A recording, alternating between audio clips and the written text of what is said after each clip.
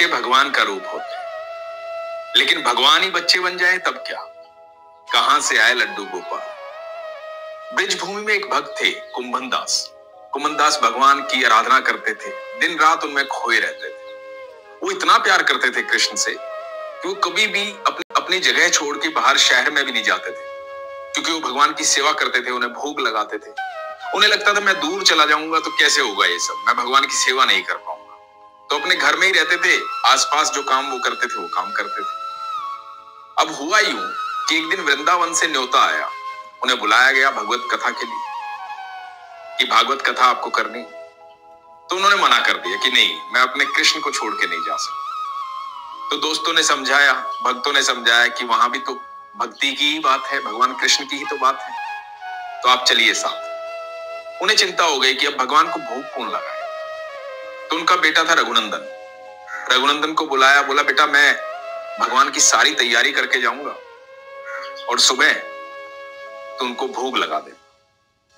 अब सुबह वो उठे, भगवान की सारी तैयारी की, भगवान का भोजन बनाया और चले गए। रघुनंदन ने वो जो भगवान के भोजन की थाली थी भगवान के सामने रखी और भगवान को बोले कि कान्हा जी भोग लगाइए। अब रघुनंदन बच्चे थे, रघुनंदन को लगा कि भगवान वैसे ही भोजन करते होंगे जैसे हम सब करते हैं, तो इंतजार करने लगे कि भगवान भोग लगाएंगे, भगवान भोजन करेंगे। बहुत देर हो गई, काफी देर बैठे रहे। फिर प्यार से बोला भगवान जी भोग लगाइए, आज पापा गए हैं भागवत कथा करने, आज मैं ही हूं, भोग लगाइए। वो इतने प्यार से बोल रहे थे कि भगवान से रहा नहीं गया और भगवान प्रकट हो गए। क्योंकि घर किसी साधारण व्यक्ति का नहीं था, कुंभन दास का घर था। वहां श्री कृष्ण की आराधना 24 घंटे होती थी। उस घर में भक्ति का इतना भाव था, इतना प्रभाव था कि भगवान का आना तय था। भगवान आए और भगवान ने भोग लगाया, भगवान ने भोजन किया। अब शाम को कुंभन दास आए। कुंभन दास ने आकर के कहा कि भोग लगाया भगवान को? तो उनके बेटे ने कहा हाँ भोग लगाया। कुंभन दास बोले प्रसाद लेके आओ। तो रघुनंदन ने बोला कि बाबूजी वो प्रसाद तो सारा ठाकुर जी खा गए, भोजन तो सारा ठाकुर जी खा गए। कुंभन दास को लगा कि बच्चे को भूख लगी होगी, स्वादिष्ट भोजन बनता है भगवान का, तो ये खा गया, कोई बात नहीं, इसने खाया भगवान ने खाया बराबर। अब रोज भागवत कथा के लिए वो जाते, सुबह भगवान का भोजन तैयार करके जाते और शाम को आके पूछते कि भैया वो प्रसाद। रघुनंदन रोज कह देता कि भगवान आए थे, भगवान ने भोग लगा लिया, भगवान ने भोजन कर लिया। तो प्रसाद तो बचा ही नहीं, सारा भोजन भगवान ने खा लिया।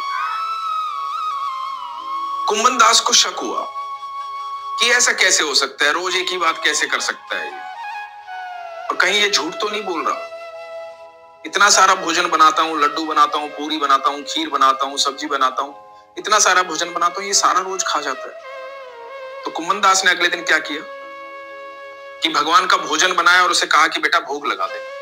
और कुंभन दास घर में ही छुप करके देखने लगे। जब देखने लगे तो क्या देखते हैं, जब रघुनंदन ने भोग लगाया और भगवान को बुलाया कि प्रभु भोग लगाइए, ठाकुर जी आए, बाल रूप में ठाकुर जी आए और ठाकुर जी भोजन करने लगे। जब कुंभन दास छुप करके ये देख रहे थे तो वो आगे बढ़े भगवान से मिलने के लिए, और जैसे ही वो आगे बढ़े भगवान वहीं पर मूर्त बन गए। वो मूर्त थी लड्डू गोपाल की। एक हाथ में लड्डू था और दूसरे हाथ में वो खाने को थे। वही है लड्डू गोपाल जो आज घर घर में है, जिन्हें आप हम सब बहुत प्यार करते हैं। वही कृष्ण कन्हैया है जो आपके घर में आकर के भोग लगाते हैं। मैं ऐसी कहानियां जल्द आपको सुनाऊंगा जो आप ही लोगों ने मुझे भेजी है, जिसमें से भगवान कृष्ण को भोग लगाते हैं और भगवान घर में आज भी। लोग कहते हैं ये कलयुग है, ये कलयुग नहीं है। विश्वास जो है वो हर युग में एक जैसा होता है। भगवान के प्रति आस्था हर युग में एक जैसी होती है। आज भी भगवान वैसे ही भोग लगाते हैं। आपकी श्रद्धा, आपका विश्वास, आपका प्रेम उनके प्रति होना चाहिए। आज भी कृष्ण वैसे ही आते हैं जैसे उस युग में आते थे। उनके लिए युग नहीं बदलता है, वो अपने भक्तों के लिए हमेशा तैयार रहते हैं। आप बस अपना विश्वास मजबूत रखिए, अपनी आस्था को बनाए रखिए और प्यार कीजिए अपने ईश्वर को। जितना प्यार करते हैं आप यकीन मानिएगा आपसे कहीं ज्यादा प्यार वो आपको करते हैं। हर पिता अपने बच्चे का इंतजार करता है, हम सब उनके बच्चे हैं। वो भी हमारा इंतजार करते हैं कि कब मेरे बच्चे मेरे पास लौट कर आएंगे। जब भी आप उनके पास लौट कर जाएंगे, मतलब जब भी आप उनकी प्रार्थना करेंगे, जब भी उन पर विश्वास करेंगे, आप यकीन मानना वो दौड़े चले आएंगे। हरे कृष्णा।